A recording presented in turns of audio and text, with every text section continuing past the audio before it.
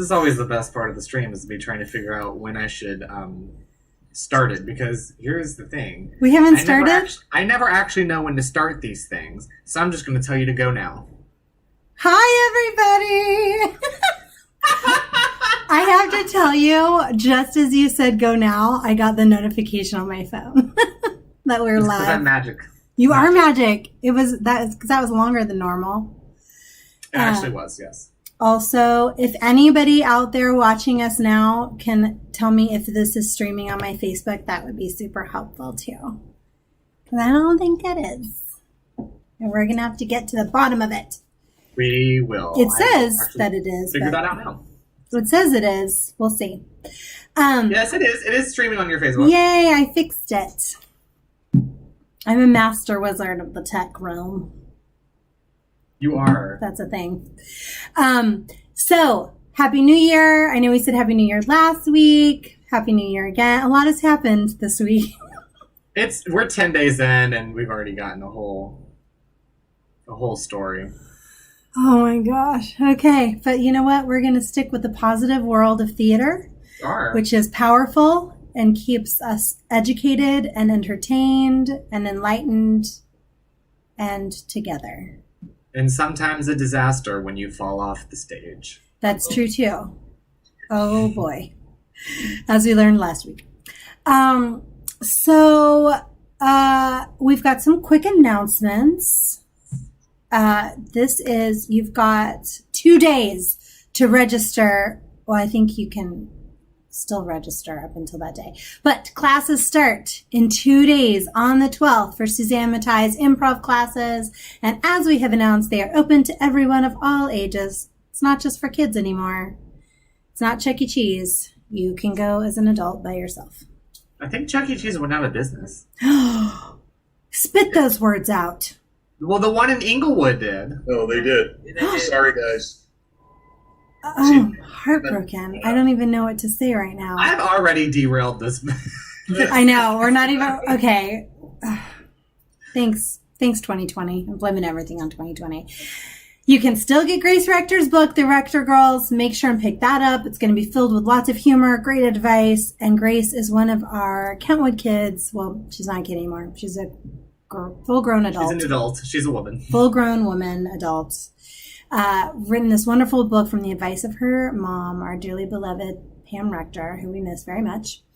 And then also, don't forget Alice Lunsford book is out, Strawberries You Can't Peel, and it's a mystery. And I'm going to pick it up and read it and add it to my list. I just haven't done it yet, but I'm going to. Sam, will you please tell us what's going on with the virtual play series? I will. Virtual theater series. We still have Together Apart that is available to watch anytime you want on our YouTube channel. Yay. For one more week. For only one more week. It's a true story. No, in two more weeks.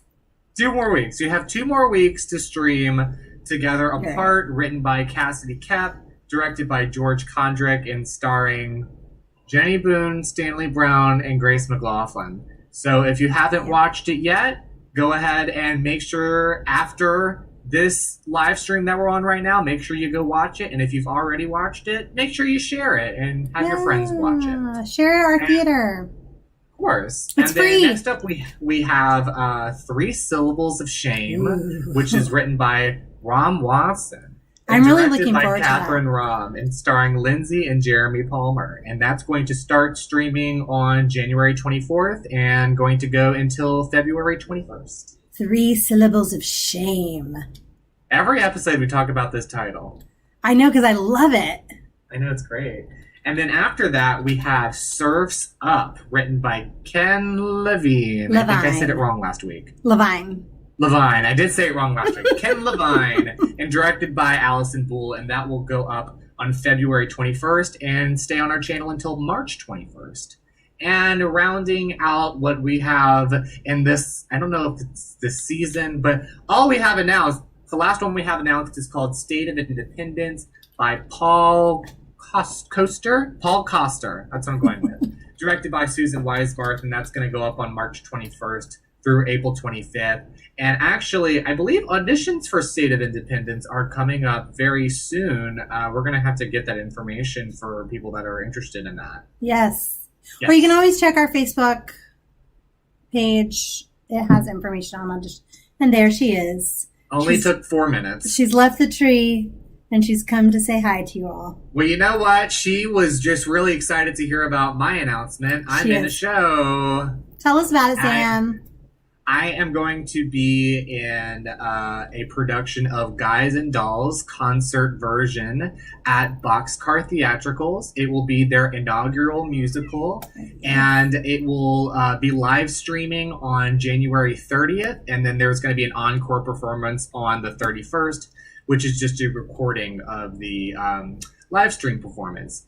And as I said, it's the inaugural musical, so tickets are free, but donations are definitely welcome, and they would love you to donate to them because they are a little theater that just started in October during the pandemic. So go support them. That's so great. The link to the tickets are coming soon. I do not have that yet, but I will get it. I get that to all of you soon. Wonderful. I'm excited about it. And yes, we must support all of our theater endeavors. It's really great whenever people put something out there.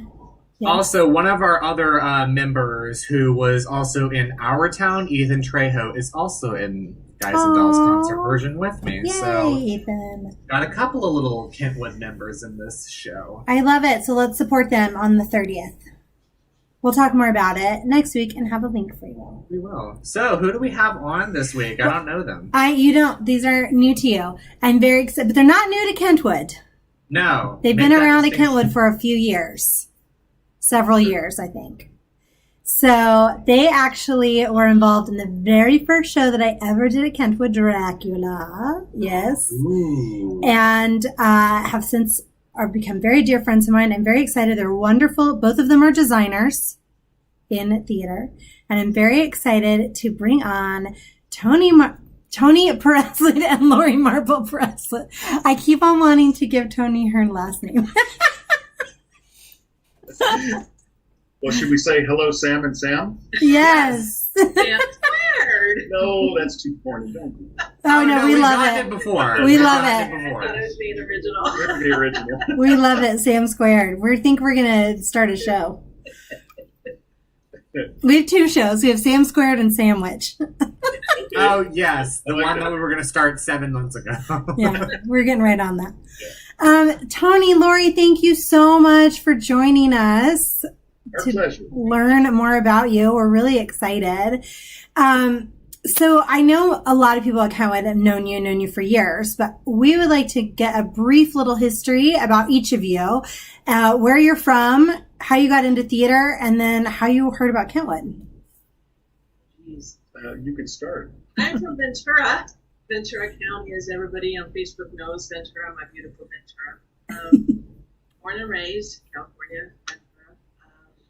Was a theater major all the way through school, and then when I went to Moore Park College for my junior college, I rode into TV, and I left the theater, and went through Moore Park College, went to Cal State Northridge, studied television, and then met Tony, and fell back into the theater.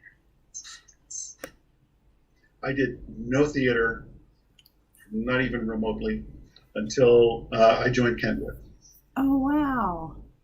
The theater was a new experience. I did not know that. And when we got married, we moved into Culver City, and we had major Halloween parties. That was in 1998. Through 2001. And our neighbors, we always invited the neighbors instead of, having them call because we were noisy. We always invited the neighbors. And so the neighbors said, you guys, you have sets for your Halloween party. You need to go to this little theater and join and do sets. So we joined. We went to Kentwood Players, and we joined in 2001. And we haven't looked back. Been there since. I love it. And we have Melody Rivers watching. Hi, Mel. And she exclaimed in the comment section, yelling your names, and that she has missed you. We've missed everybody. For good reason. Yes. Well, I had become unemployed in 2016, so I kind of, when I did get work, I had to take a job that was on swing shift. So as a result of that, I had to quit the board and quit the theater because I was always at work. And so now I'm back because I'm working during the days again. So. And we got involved with a couple other things too, a couple of entertainment-related things. So that's kind of taking a lot of our time. Some really fun things that I'm excited to talk about a little bit later. Sam, you're to discuss that. we're gonna get to that. I'm very excited to talk more about that. And then just real quickly before we move on to how you heard about Kentwood, Melody says you guys have the best parties ever. And little known fact, Tony is a mixologist. Oh yes. I have some certificates in. I don't do that. It's not my job. By day, I'm actually an engineer. I design and build things, but I decided just to take a little bit of time and go to bartending school. So I proceeded the whole 9 yards, and I love it. Oh my gosh. When she said that, I thought she was just complimenting you. No. I actually have a master's bartender certificate. Wow. His minor is in biology, I have chemistry, and stuff. So mixologist is right along that line. Who knew? This is so the fascinating. technical route at school. I love that. So Tony, real quickly, you said you're an engineer and you design and build things. How has that transitioned over into when you've done stuff for Kentwood and to theater? How is that different from what you normally do, and then the imaginary world of a theater? It's very similar. Let's say the more imaginative you are with things, usually the better they turn out. As far as theater is concerned, I don't know who saw Young Frankenstein, but there's an elevated platform, and it's like a genie lift. It rises off the stage. Well, no one could really figure out how to do that. At the time, I was on an engineering assignment in Arizona, but I mailed in some plans to build one of these. And you guys at Kentwood are amazing. You built it, and it worked perfectly. It was just like the movie. It was wonderful. It was amazing, and it was so exciting as an audience member when that started. Because it's hydraulics, and I don't even know what everyone did. It could have been Sean Summer designed the set, and then Doug Carlson, who was the engineer, also a retired engineer, got the plans, and they discussed all three of them. Yeah. Wonderful camaraderie and wonderful work. Got that thing to work. But we've done other magic things. That's the one thing that attracts me to theater is the stage magic aspect. I love doing stage magic. We did a show called Heaven Can Wait, and we figured out the best way to bring the ghosts onto the stage was through a painting. But I'm going to leave it at that. You got to think about that. A large grandmaster, old master's painting, and the ghosts just come through it onto the stage. Yeah, that was fun. Oh, Midsummer Night's Dream. Remember we did that? We used a lot of electronics. We used a lot of LED lighting. Made some very interesting slide flats that had bas reliefs on them that also contained some actors. So at a precise moment, some lights would flash in the scenery, and our fairies in Midsummer Night's Dream would just emerge from the scenery. Got a gasp from the audience every night. Wow. I just love the stage magic. And that's really what engineering is about, making people gasp. I love that. That's such a special treat that we have at Kentwood. Sam, now, did you I have a question because you are new friends to me. Very basic question. What was your first show that you designed something for? And then also, what was the thing that made you want to say, oh, I want to work again with this theater? Oh, wow. We're going back probably 2003. Two shows stand out. One is called Don't Dress for Dinner. We had to do a lot of pratfalls on stage, a lot of special effects associated with that. So we had special furniture we had to build that people could fall off of and land on. Oh, we had lighting, stage items would break. Another show was the Farndale murder mystery. The set literally had to fall apart. The walls fell in. Yeah, and fall apart safely. Right. We had to hang someone in parade. There's a lot of things that we've done over the years that, and I already mentioned the special effects and stage magic. With Dracula, the Samantha, she was Lucy. The Dracula who disappeared. He disappeared off the stage. Those are some special effects we did too. We made Dracula disappear on stage. We made chairs move by themselves, bats fly. It's just fun. It's a lot of fun. Yeah, that's so interesting to me because I feel like a lot of times when people, for me who does both film and theater, a lot of times people seem like theater is very limiting and that you can't do that kind of stuff. But from hearing you talk, it just seems like if there's a will, there's a way, and y'all are gonna figure it out. So I would 100%. Love. I'm not sure if I've seen anything that you've done, but I would love to see that kind of stage magic that you're talking about. Because it just sounds really amazing. I'm production in television and small film, and it does translate. So with that experience, to bring that experience from the film and the television production side to the theater, it does translate. And you're limited because you are a theater and you have that fourth wall, but it can translate. I spend a lot of time studying master magician stage magic. I have a confession to make. I watched some magicians do some tricks that have been video recorded. I'll watch it 100 times and figure out how they do it, and then I can reproduce it. Oh, wow. I remember Doug Henning used to do sawing the lady in half on a hospital gurney that had no box on it. No one could understand how he did that. I watched a video of it 100 times. I figured it out, and I know how to do it.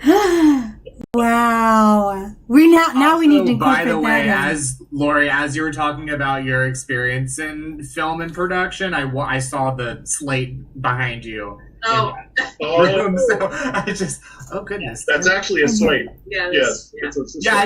I saw it right when you said I was like, oh, I just noticed that. She's going to kill me, but she has some awards she won too as part of it. Well, I was going to ask because Lori is an Emmy Award winner. And I have to brag about it.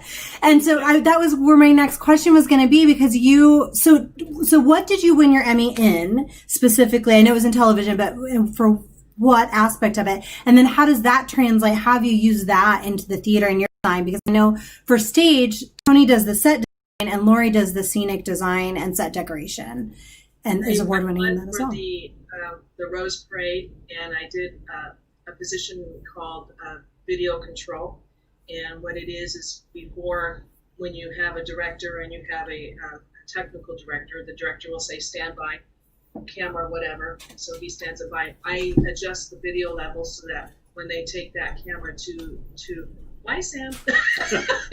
Is the cat eating the tree? I guess so. No, I'm listening. I'm here with you. You guys are good. Takes the camera to air, then those video levels are within the FCC spec. So that's that. So being able to know your colors and your levels does translate. So when I'm decorating for the set, he designs it. But with lighting and colors of the walls and colors, it all comes together with your colors. And make sure you don't have floating heads, which we had conversation before. It's actually critical that someone who decorates and designs a set has an entire view, a world view of the performance. We choose colors and lighting to match the mood, the moment. We emphasize costumes sometimes with certain lighting and or stage effects. There's so many ways that you can actually make theater appear more intimate and a little more believable than you do film. Example, we did the Rainmaker, and it wasn't necessarily a black box. There were a lot of kinetics in the set, but we would simulate them being inside and outside between buildings just using lighting, and it's magic that works. Right. And I think one thing people, like, just normal audience members don't understand is how much storytelling goes into the set and the decoration and the design of it, because it can really reveal people's characters, reveal people's relationships, and help build those relationships in ways that maybe dialogue or the direction or whatever doesn't suffice. The set design and the direction is going to add on to the rest of the work that everyone's already done. So I think that's a great point that people don't get, that it does really help tell the story. It's not just there to look pretty. No. Yeah, it's interesting what actors bring to a set. We did a show in the Valley at the Whitefire Theater called Dvorak in America. It was a musical. And we literally had blocks of about the size you could sit on. Those blocks, the actors would manipulate the blocks and arrange them so it was a voyage at sea, a ride on a train, and a cart ride through a town. And all they did was move and stage the blocks. Oh, wow. And there's so many ways that actors become part of a set and then enhance that set at the same time. It's amazing. You can't do that in film, really. It's something you can hear. It is. It's very unique. So when you approach a script for the first time, what is your process for your analysis and getting your ideas? And what is your favorite process for working with a director? I know every director is different. I've worked with both of you. Lori was my set decorator for her husband.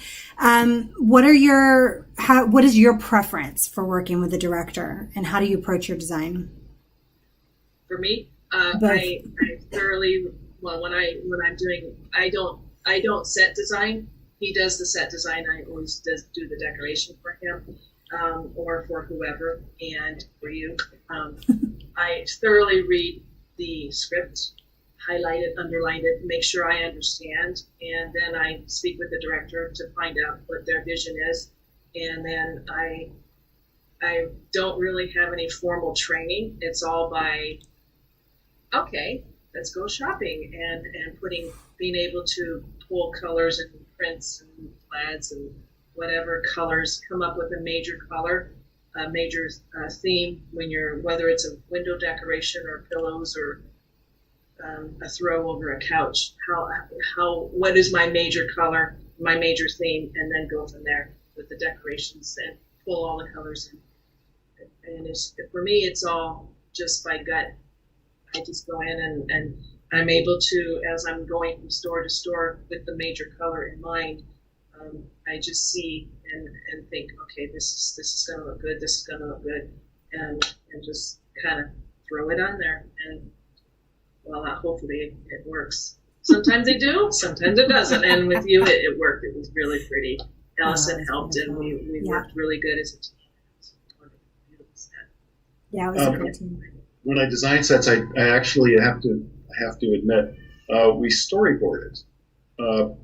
Director and other people, lighting people, whoever's really essential to a scene, we actually storyboard it. I use a computer to illustrate and show in real time what various set items, including kinetics plus lighting, look like. I have to admit, I use a motion picture program called Cinema 4D.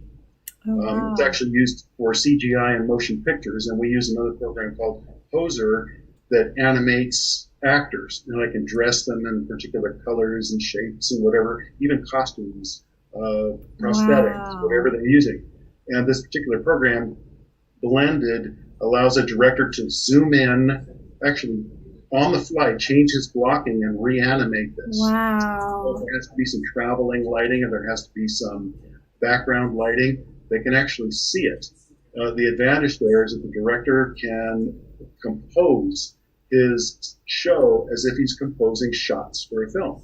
And it really changes the way the director blocks sometimes, the way the director's mixes characters in terms of excluding or including colors and lights, action. It's great. It's like watching a little movie. And of course, Sean Summer, who is a film guy, he and Tony click really well together because he has a wonderful vision, and with that program, they click really well. As to many of the directors, they click really well. It's nice because you can fade lights out, fade them in, move characters across the screen and see where the hot spots are and adjust accordingly. We get sight lines. We can literally take an entire world. We can create a whole world that includes the theater. Check all the sight lines above, below. We can actually add sound, hear what the sound is. This has changed the whole world from when I was first directing using my miniature Smurfs and Star Wars action figures to block my actors on a flat piece of paper. That is amazing. And there is always the fourth world for him that he has, of course, the computer and he's a computer software engineer. Then there's me with the fourth row test. I literally go back 4 rows in the theater and stand and say, okay, that's not working, and then change it. So his design looks good on paper, but it may not. We froze. May not. Did we lose them? They're still back. here. They're back. Yeah. We're sorry. So then his design may look good on paper and but does it work when so we do the fourth row test. Check. Yeah, as good as a computer is, there's still the human element, looking for sight lines. Right, absolutely. And there's also a different element in the theater. There's a different feel because you're seeing everything at once. It's up to the director and the lighting designer to tell you where to put your eye, as opposed to film where you're going to show people where they're going to put their eye because you're going to only show that. So it's huge.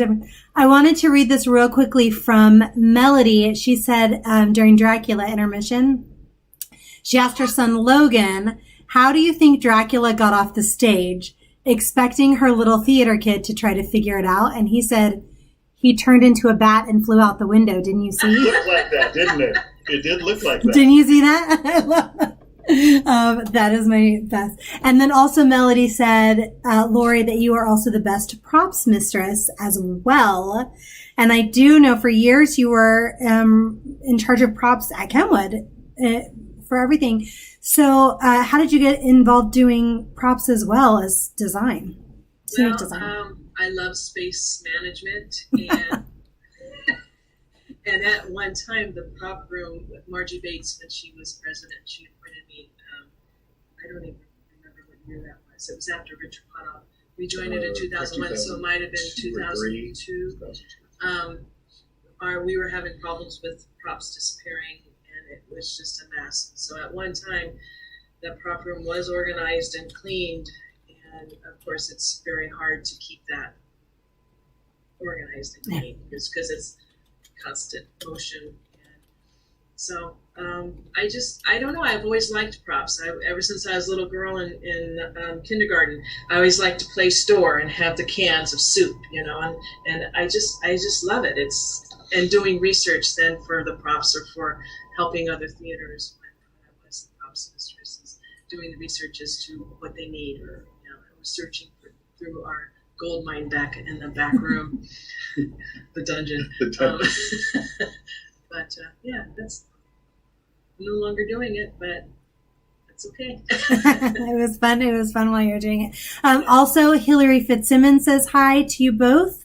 Long time no see, Hillary. We miss you. I hope you're having fun in Indiana and staying safe. Yeah.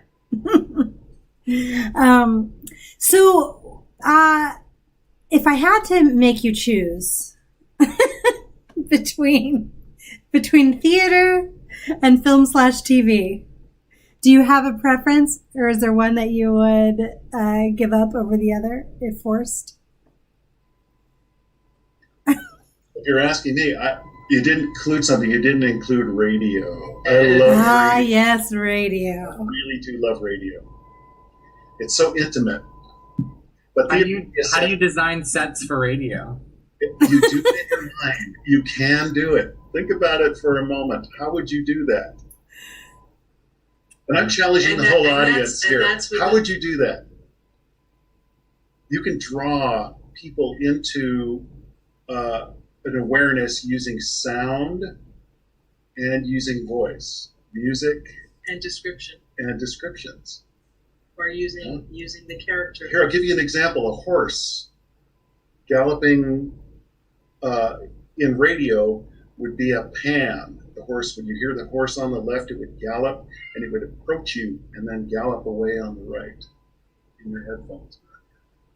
Oh. Of course, it would be stereo, but yes, but there you are. That's how you do set in radio. It's a good answer. And if you're looking up at the night sky and there's twinkling, you would use background music that would trigger your brain, that portion of your brain that responds to twinkling light via a little twinkling sound. There's wind. How would you start that? You'd maybe get a wind chime sound, because your brain associates a wind chime with wind, and then a little whooshing in the background. See, that's how you do it. Radio is very creative. It's really I cool. love that. Wait, so since you brought up radio, what exactly do you typically, what exactly facet of that do you typically work in? The whole thing. The whole thing? The whole darn thing. I have a synthesizer lab in the back, and I do the music, we do the recording, we do the sound effects, we do the whole thing. Is that also something that you didn't start until later, or was radio something that was always you were kind of fascination? I was doing radio-oriented things back in college. Oh. I had a friend who was a DJ, and he asked me to help him. So a summer intern sort of thing in a radio station. And I got hooked. Part of my TV degree, I interned at a radio station in Oxnard, and that's my Marple College, my junior college, and that's when I decided I'm doing TV. Radio's boring. So I'm not the world's greatest writer, and the interns always ended up ripping copy and writing jingles and news, and I like TV, so that's when I decided to. And then I kind of got pigeonholed into TV with the dream to study film, but I stayed in TV because I ended up going from my internship from radio to my internship in TV, and then started working in it right away. So I just, when you get used to that money, it's hard to start as a PA in film or however you're going to start. You get used to. So I never crossed over into the film. Except for the independent films. Except now you're doing indie films. Yeah, I help people. I help friends with their independent films and production design for those. And you guys have some plans coming up. So I don't know that this will be the you can't say that you haven't crossed over yet, because you guys have a lot of things in the works and in the process. And I know that you helped me on one of my films. So I know that you still do that. And speaking of other projects that you're doing, because we've gotten some people from the audience asking, they brought up, Tony, that you are an author, and they want to know, I know the answer to this, but they want to know if you have turned any of your books into, some sort of production, either film, TV, or radio. Funny that you should ask. Yeah, we got. I've written a novel. I'm writing another one that I kind of like. But the writing I really enjoy doing is audio script writing, like your radio shows. I really enjoy that. Podcast radio. We'll call it podcast because radio is now shifting towards the podcast medium. So for the future, radio looks like it's going to be streamed, or we use the word podcast, which is a specific type of streaming. That's the future of radio. And so tell us what you all are working on. Well, we've got some things in line. There's one that someone we know is helping us with, called The Case Files of Belliver Holmes. It's set in the Victorian era with a female lead named Belliver Holmes, who does what you expect. She's a detective, but works on cases that Sherlock would not approach, because these cases are of the extraordinary, we'll say. We've got another one about a truck driver who does missions given to him by, let's say, the eternal above. Turns out he's a truck driver on Earth, but his origin is an archangel. That's Oh, Cody's. wow. Oh, I haven't read that one. I'm looking very much forward to that. We're having fun with that. I've read Belliver Holmes one or two times, I believe. Yes. Just a few. Yours truly is Belliver. Right. I'm in the process of writing season 3 now. I'm so excited. Cannot wait till this plague is over. I tell you. And so you formed a production company to do all of these projects of your own, and that is Runke Productions. Just got the website started, yes. I was just about to ask. Restarted. We restarted it. Well, originally, Runke Productions was Imagination Pictures, and we were going to be doing independent film.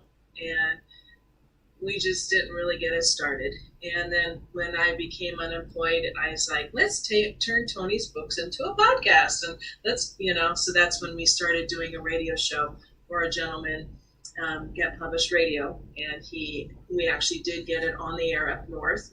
And we did, so he was our client for 2 years. And then we started working on Tony's, decided to change his book writing into podcast writing. So it was fun doing radio. You get hooked on it, especially when you're actually doing a live radio show. It's fun. We had guests from all over the world call into the show. It was a lot of fun. It was fun. It was about authors, and Gerald is an independent author, and he was also wanting to become a host. And my partner Bill, who is a sound engineer by trade, he's retired now. He comes in and he does the recording, and I produce the show when we were doing the radio shows. But he still comes in, and we work on Belliver, and And the radio bug is contagious. And then COVID hit, so we're kind of laying low and getting ready to ramp back up to start some recording. Yes. Daniel would like to know where we can find your books and listen to the podcasts. The book is available electronically and in print form from Amazon. It's called I Am Fire and Air, which is a line from Shakespeare's Cleopatra, Antony and Cleopatra. It's available.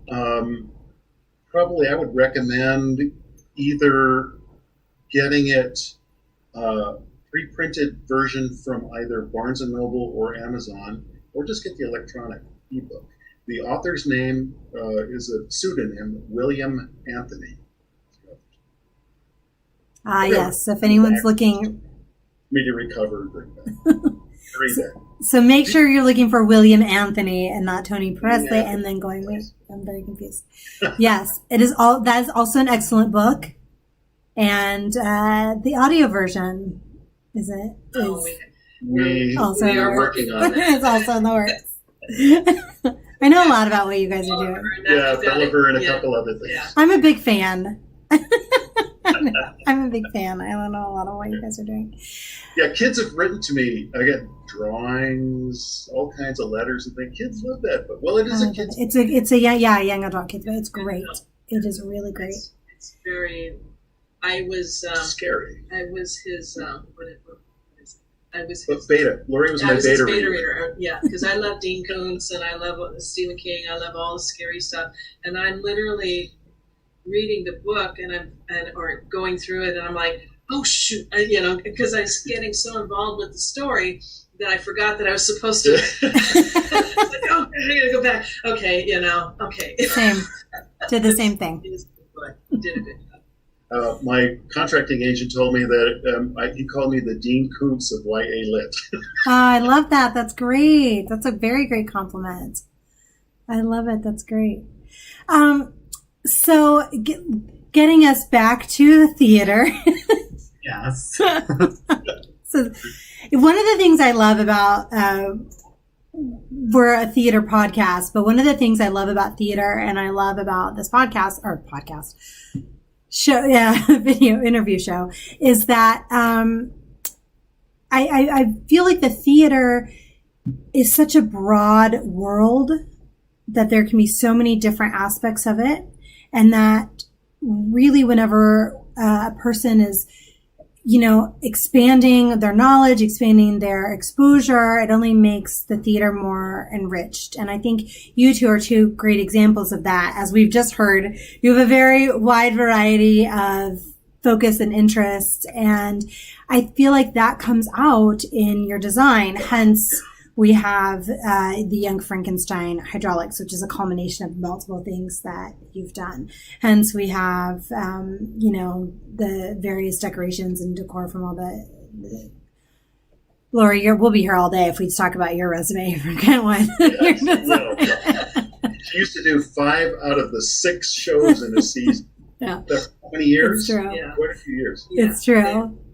Because I would produce, and then they were like, okay, well, you can produce. Oh, now you can set decorate too. I'm like, okay, yeah, I don't mind, because it's a creative outlet that I fell into. That I was always going to be a movie star or a cinematographer. I never realized or a dream that I was going to go into production design or into decorating, and it's just I blossomed with that. I used to decorate for Christmas when I was a little girl for my mom, and then that blossomed into a garage full of junk. Yeah, but it does, when it comes out for those parties and those holidays, it's pretty spectacular. And that is true. And I have to tell you a funny story. Whenever I first started at Kentwood, I thought that was your job at Kentwood. So that like if you're directing, then you used lore. Like that wasn't an option. It was just, yeah, because you were in everything. And then I was like, oh, no, she doesn't. Oh, you have to ask her. Better be nice. Yeah. Got it. No, that's great. That's wonderful. Are there any things that you all are, any shows or anything that you haven't already worked on that you would love to get your hands on or like to see or be a part of? Well, we're scheduled to do All My Sons. Yeah. Oh. Yes, we're anxious to do that. But anything Shakespeare, I love. If there's a Shakespeare show, I'm going to be in. Here. Yeah. We don't do I'm in. No one doesn't have Shakespeare. We did Romeo and Juliet. Oh, I love that show. That was. Had you been able to see that show, that was wonderful. I heard great things. Lori, what about you? I'm producing All My Sons, and then probably decorating. Yeah, you're doing decorations. Ben Lucas is directing that. And the Vanya, Sonia, Masha Spike, and I did the set decoration for that. And once that opens, those guys are amazing. We were scheduled to open the weekend of. Yeah. Yes. March 13th. Yes. We had a wonderful dress rehearsal. The infamous Ides of March, yes. Yeah. Wonderful dress rehearsal. So that was the last thing that I did. Kentwood was the set decoration for that. And Susan Staples directing it. I have to say, Lori, it is gorgeous. That was a great looking set. It is Thank you. Gorgeous. She finds these props and stuff. She finds them. All of it, everything about that. I walked in and was like, oh. So it is. That was really wonderful. Susan, she has connections over at Theater Palisades, and so a lot of that furniture that is not Kentwood's is from them. And Kentwood, they're sister theaters, and so we trade, and it's wonderful to be able to trade back and forth, the props and the set. Absolutely. Yeah, that's true. That's a point. Kentwood is not just isolated. We have what we'll call sister theaters. We work with Morgan Wixon, Westminster Theater, Costa Mesa Playhouse. We help all the local theaters. Yeah, I love that camaraderie and connection we have between. And that's one of the things when I was a property mistress is I was always trying to make sure that when somebody called that Kentwood would be put in as a thank you in their program. Not me, Kentwood. And I always made sure that trying to keep that communication and that camaraderie between theaters open so that we could work together as theaters. Because we got us now. Yeah. Yeah, we all have to stick together for sure. Yeah, I've always felt I've been very thankful to Kentwood and its great relationships it's had with other theaters and people who work across the different theaters, and just the various webs of people that I've met from this theater through a theater that they did something at, and then another theater. So I've always been very grateful to this theater for that. Absolutely. It has tentacles. Yes. Yeah. It's been around for 75 years now, so it should have a lot of tentacles. Yeah. And why do you think that it's important that we keep theater going? And I mean, we all four of us are involved in film and television. It is easy right now. As soon as we're done here, I'm going back on after the football game. I'm going to go on and finish binge watching, one of 7 different shows.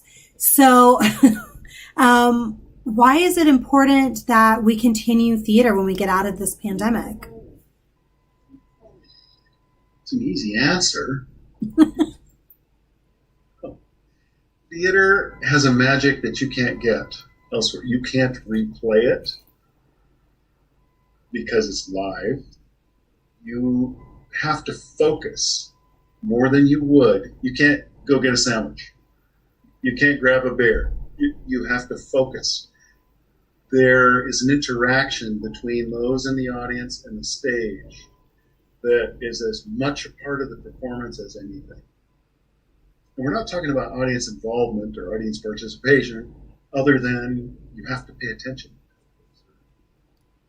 There's a richness that people take out of a theater that they don't take out of a cinema. People talk the theater show for hours and hours and hours, and you'll never hear, "Well, that was a pretty good film." Like where Batman crushed the guy's head or something. No, the theater has something that penetrates. It stays with you for a long time. That you is sing so songs true. when you come out of a musical. It's great. It's a great experience. That is so true. It really does. Right? That's something we hear all the time, that common thread. Absolutely. What about you, Lori? She's like, you stole my answer. Lori's like, I kind of don't like theater. I really think it should die. There's always one performer. She's like, I'm fine with TV. It's fine. It can go away. I like it all, but the theater is just, it's so,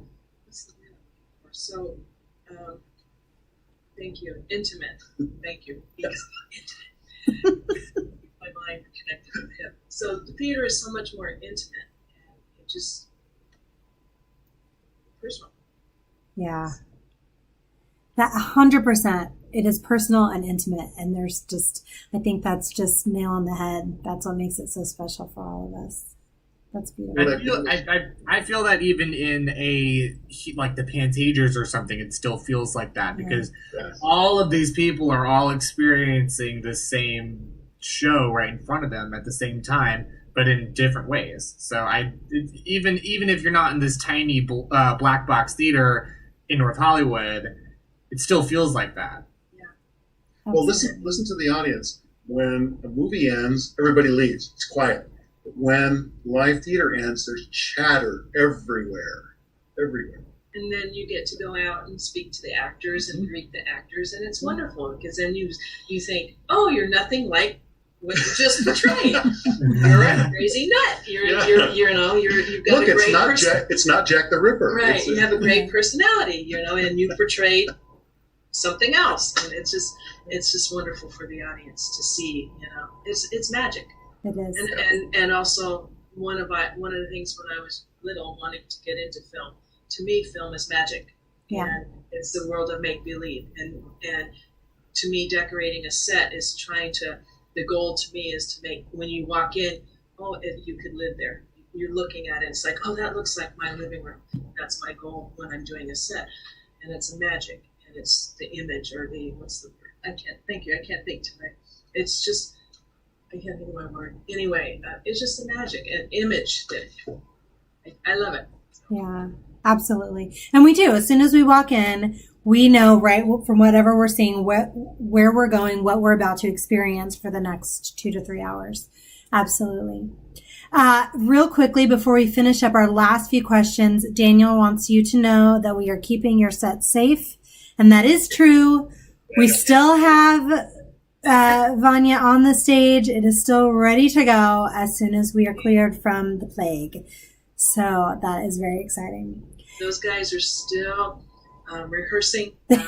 Susan sent an email out, and they're still rehearsing, and they Zoom rehearse, and they're ready to go. Anytime that play goes away, they're ready to go. They're ready to go. We're very excited to finally see that. So one of the things we like to do, we ask all of our guests, is to share with us your favorite theatrical experience. And it can be something that you saw.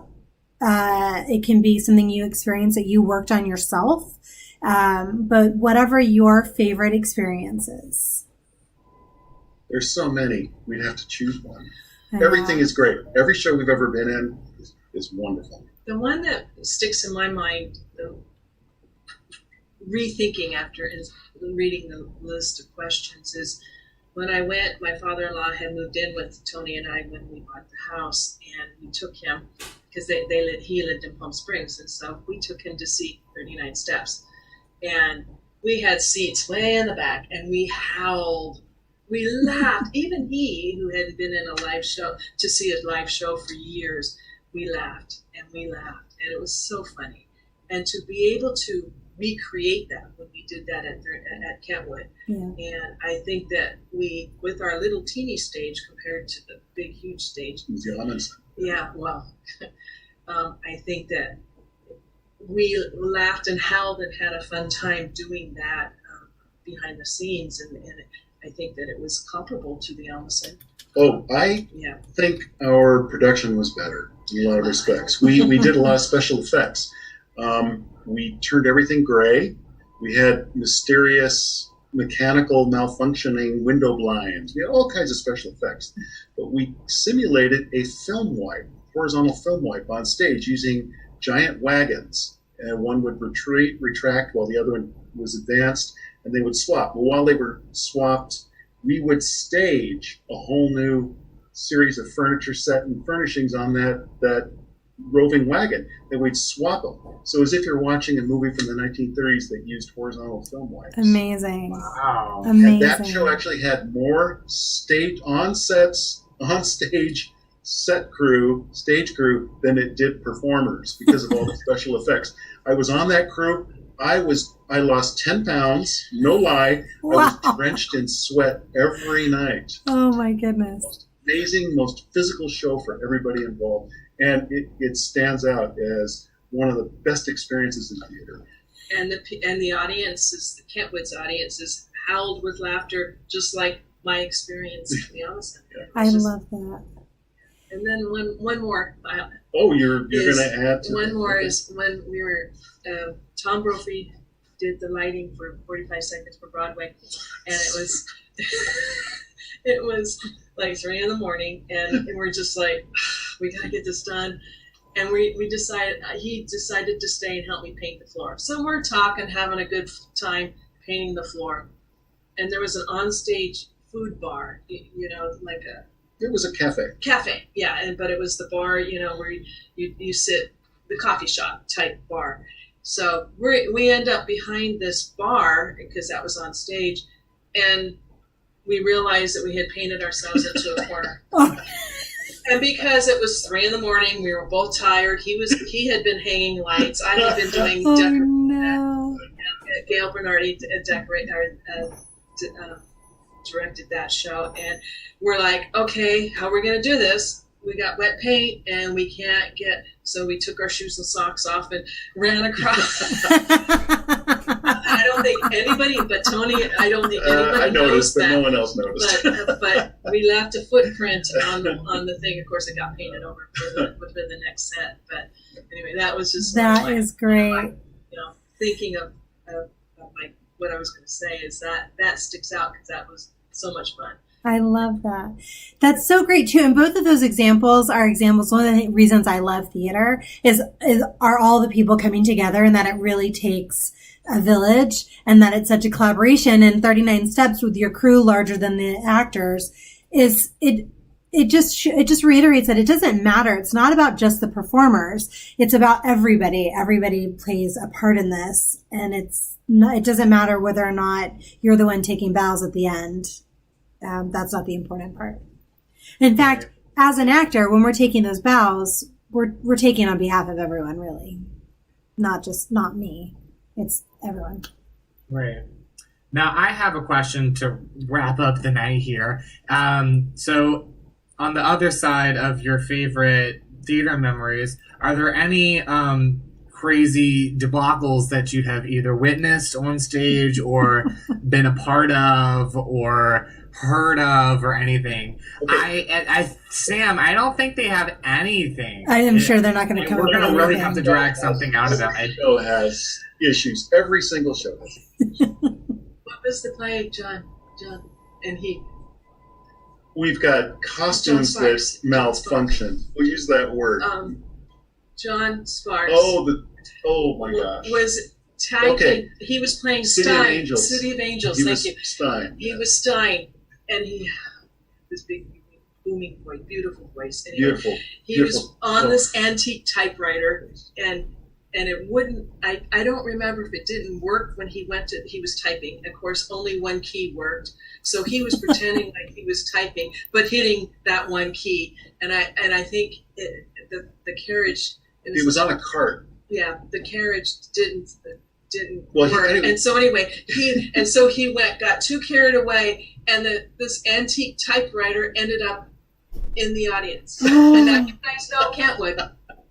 You know the space between the first row and the stage. He literally did it so hard that the typewriter ended up at the feet of the people. Oh no!